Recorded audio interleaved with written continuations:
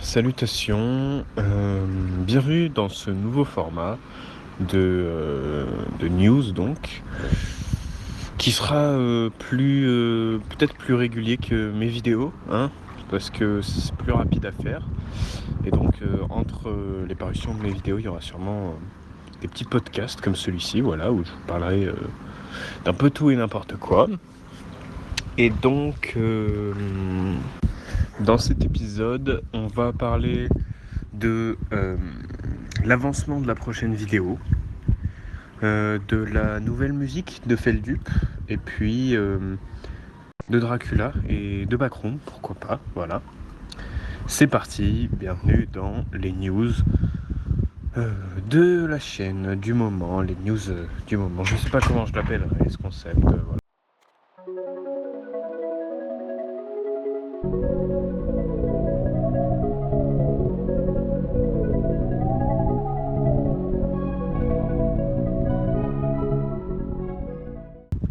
Donc voilà. Premier sujet, Dracula. J'ai fini de lire le livre Dracula il n'y a pas si longtemps que ça. Pour moi, c'est un livre à lire. C'est très bien, Dracula. En vrai, c'est plutôt facile à lire. Tu peux rentrer facilement dans l'histoire. C'est plutôt bien écrit. Les personnages se tiennent plutôt bien. C'est pas non plus hyper méga intelligent, mais ça reste joli. Voilà, ça reste joli. C'est mieux que du Stephen King, hein, c'est déjà ça, j'ai envie de vous dire. Après, qu'est-ce que je peux dire ? La fin, je la trouve un peu décevante, quand même. Étant donné que le livre s'appelle Dracula, je trouve ça un peu dommage quand même que Dracula se fasse battre si facilement. Je trouve ça presque bizarre que tout se passe comme prévu, littéralement. Enfin, vraiment, genre, le gang de personnages principaux avait un plan, et le plan se passe exactement comme prévu. Donc bon, ça, je trouve ça un peu dommage, voilà, c'est comme ça. Après, voilà, en vrai, le reste du livre est plutôt bien, voilà, il est plutôt acceptable, plutôt fun. Et puis, voilà, qu'est-ce que j'ai d'autre à dire sur ce Dracula ? Si vous aimez les trucs de vampires, les trucs un peu glauques, pas forcément très glauques, hein, voilà, c'est plutôt soft, mais petite aventure chill, franchement, je vous le conseille, voilà.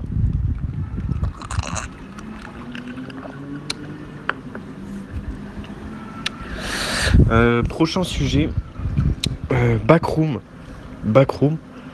J'ai un problème avec le film, parce que tout le monde en parle, vraiment tout le monde en parle, et je trouve qu'il y a un point sur lequel personne ne revient, c'est que le film ne fait pas peur, je trouve.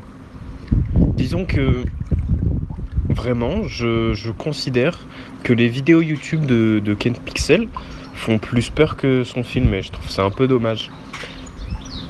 Par exemple, dans le film, je pense que les moments les plus effrayants sont des moments qui sont pas forcément faits pour être effrayants. Typiquement, moi, il y a une scène que j'aime beaucoup, c'est, je crois, si je ne dis pas de bêtises, au début du film. C'est une scène où donc on a, je crois que c'est le personnage de Renate Reigns et sa mère. Mais tu sais, quand vous savez, quand elle est enfant, voilà, et qui sont au pied de la maison en train de mettre leurs mains dans le ciment, et que t'as au-dessus d'elle laissez-moi réfléchir, le tractopelle. Non, c'est pas vraiment un tractopelle, mais bon, le véhicule de chantier qui les ensevelit, quoi. Je trouve cette scène, elle fonctionne très bien. Elle a quelque chose de très étrange, de très cursed, qui va avec l'univers des backrooms, du coup. Voilà, cette scène, je trouve, elle fonctionne bien. Après, il y a une scène sur un plan fixe, sur des bâtiments un peu d'office, hein, des bâtiments de travail. Plan fixe, vraiment fixe, long un peu, le plan, qui est random. Vraiment, genre, il n'a pas forcément de logique. Il est juste creepy pour être creepy, et... Enfin, pas forcément creepy, mais un peu malaisant et liminal, quoi. Et je trouve que ce moment-là aussi marche bien. Mais les moments qui sont censés faire peur dans le film,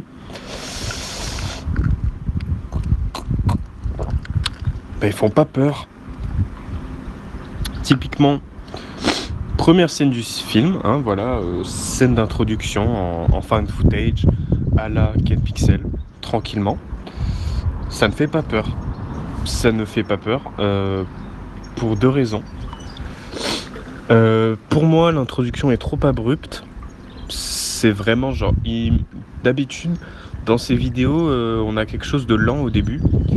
Ensuite, ça commence à s'accélérer petit à petit. Du coup, ça laisse le temps de build-up un peu l'intensité, si vous voulez. Alors que là, dans l'intro, ça part direct et du coup, je trouve ça marche un peu moins. Après, autre chose, dans l'introduction, je trouve vraiment que la course-poursuite fonctionne pas trop. Étant donné qu'on voit jamais vraiment le monstre, ça donne presque l'impression qu'il n'y a rien derrière le personnage, quoi. Qui court derrière rien, parce que on voit jamais la menace, et du coup, on n'est jamais vraiment effrayé par la menace. Et je trouve ça vraiment dommage. Genre, quand je regarde ça, je l'ai regardé 2 fois le film, une fois au cinéma et une fois sur mon ordinateur. Aucune des 2 fois ça m'a fait peur, quoi. Aucune des 2 fois je me suis senti stressé devant ces scènes. C'est pareil pendant le film. La scène qui fonctionne le mieux en phone footage, qui est vers le milieu du film, qui pareil est un peu une pseudo course poursuite mais pas vraiment. Elle fonctionne, mais elle fait pas peur et elle est pas stressante. Genre, elle est stylée, mais elle fait pas peur, je suis désolé. Voilà, c'est un peu dommage.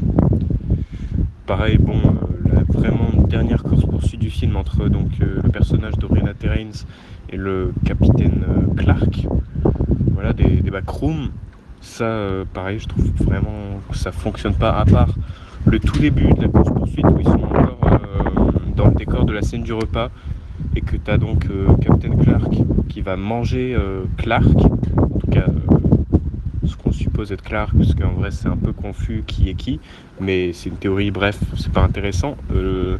Cette scène là, juste après qu'il ait commencé à le manger et que on a un plan sur Renate Reigns qui juste voit la scène et se fait un peu éclabousser de sang pendant qu'elle essaie de s'enfuir. Ça fonctionne un peu, mais à partir du moment où elle s'est enfuie et où la course-poursuite commence, ça marche plus trop. Voilà, c'est un peu... je sais pas, c'est pas très bien, je trouve. Enfin, c'est pas que c'est pas bien, mais c'est que ça fait pas peur. Et je trouve ça vraiment dommage, parce qu'il y a moyen de faire peur. Il y a moyen d'être un film angoissant, vous voyez. Mais non, ça fait pas peur, ça fait jamais peur. Et c'est bien dommage. Contrairement à, par exemple, Obsession, qui lui fait peur. Lui, il arrive à être stressant. Voilà, je trouve, personnellement.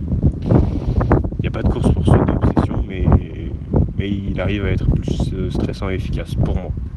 Voilà. Donc, ensuite, prochain sujet, l'avancement de ma vidéo, ça avance. La prochaine vidéo est en cours de construction, lentement mais sûrement. Elle est finie d'écrire déjà. Je suis en train de... Disons que moi j'ai une manière de fonctionner qui fait que je fais le montage et en même temps je tourne la vidéo. Donc je peux pas dire que le tournage est fini à 100%, ni que le montage est fini à 100%. Je dirais que j'en suis à peu près à la moitié des deux. Voilà, donc ça arrivera. Ne vous inquiétez pas, ça arrivera, mais pas tout de suite. Voilà. En plus, mon ordinateur étant un peu faible, il a du mal avec l'énorme quantité de documents que je dois utiliser pour le montage, ce qui fait que j'ai dû séparer le montage en plusieurs parties que je devrais réunir tout à la fin. Bref, c'est compliqué cette histoire, mais ça ira, ça prendra juste du temps. C'est un peu long, mais c'est parce que je suis obligé de faire énormément de dessins pour cette vidéo. Du coup, la préparation prend du temps. L'enregistrement prend du temps parce que tout simplement j'ai la flemme. Le montage prend du temps parce que pareil, j'ai la flemme.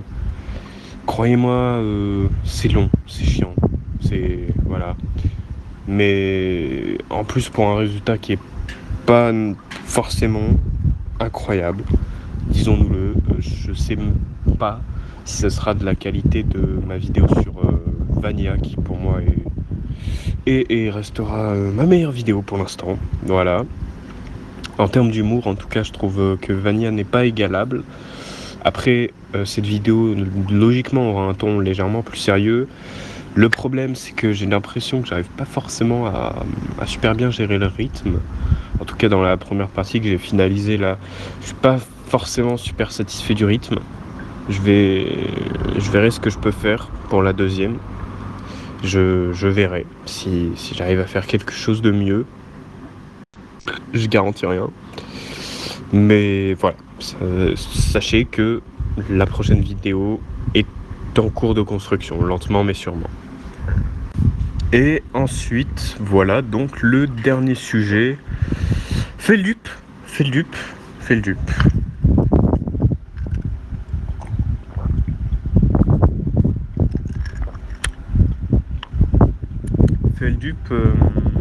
Qui nous a sorti une nouvelle musique. Parlons-en. Feldup, youtubeur à succès, que j'aime beaucoup. J'ai écouté ses 2 albums, j'aime énormément, voilà. Il nous a sorti la première musique de son prochain album, qui est Cover My Ears, si je dis pas de bêtises. Quand j'ai vu la vidéo du clip sur YouTube, j'avais pas encore écouté la musique. J'ai mis le clip directement. Première écoute, j'ai pas aimé. Voilà, je vais pas mentir. À la première écoute, j'ai pas aimé. Voilà, j'ai pas aimé. Je trouvais qu'en termes d'écriture, ça se répétait un peu. Disons que il y avait un peu trop ce côté structure classique de musique. Moi, personnellement, je préfère quand il nous fait des musiques plus longues et lancinantes à la Stared At From a Distance, qui est pour moi sa meilleure musique et ma musique préférée de lui. Voilà, j'ai pas à débattre sur ça, c'est un banger intersidéral. Mais donc, quand j'ai vu qu'il nous avait sorti une musique qui en plus avait dans la sonorité quelque chose d'un peu plus pop, avec un riff un peu entraînant et tout. Au début, je sais pas, j'ai pas super beaucoup accroché au concept. Après, je l'ai réécouté sans le clip cette fois, parce que en vrai, pareil, le clip, je sais pas quoi en penser, je sais pas. Je le re-regarderai en vrai juste après là pour me refaire un avis dessus, parce que je l'ai regardé à chaud et c'était pas fou, mais il faudrait que je le re-regarde. Mais donc après l'avoir réécouté en ayant les paroles sous les yeux, c'est quand même pas mal, c'est quand même vraiment pas mal. On est sur une musique qui parle de maladie mentale, de paranoïa. C'est pas de la profondeur, c'est pas non plus du deep de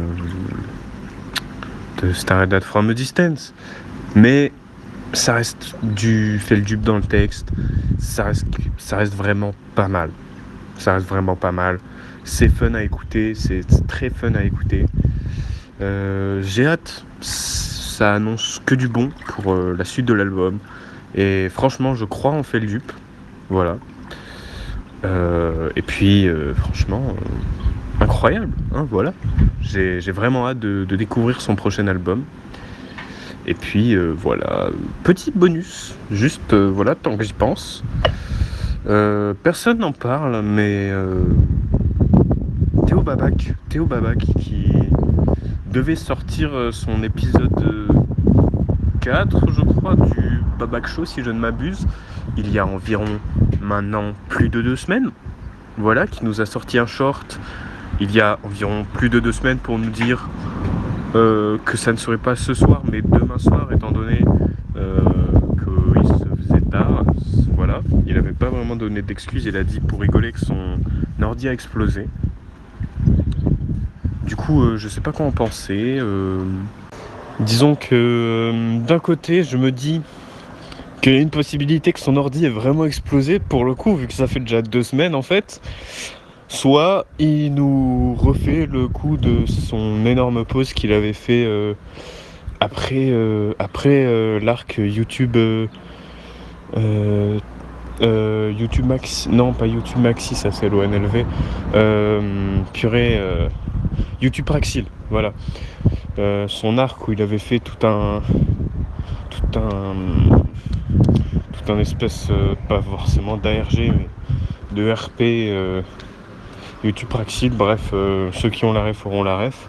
Mais après ça, il nous avait fait une énorme pause sans forcément, pardonnez-moi, nous prévenir.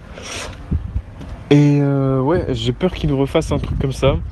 Ça serait un peu relou, mais ça serait possible. Donc, à voir, voilà, à voir.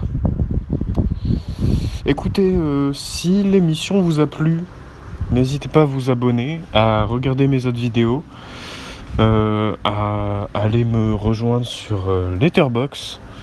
Voilà, et puis à laisser un j'aime aussi, ça peut être pas mal en vrai. Et partager la vidéo, ou enfin le podcast ici, à vos amis, voilà, parce que c'est bien pour le référencement. Et puis partagez aussi toutes mes vidéos à vos amis, en vrai, ça peut être pas mal. Bonne soirée, bonne matinée, bon après-midi à vous, bonne nuit si vous allez dormir juste après ça. Je vous laisse, je retourne à la construction de ma prochaine vidéo. Bonsoir.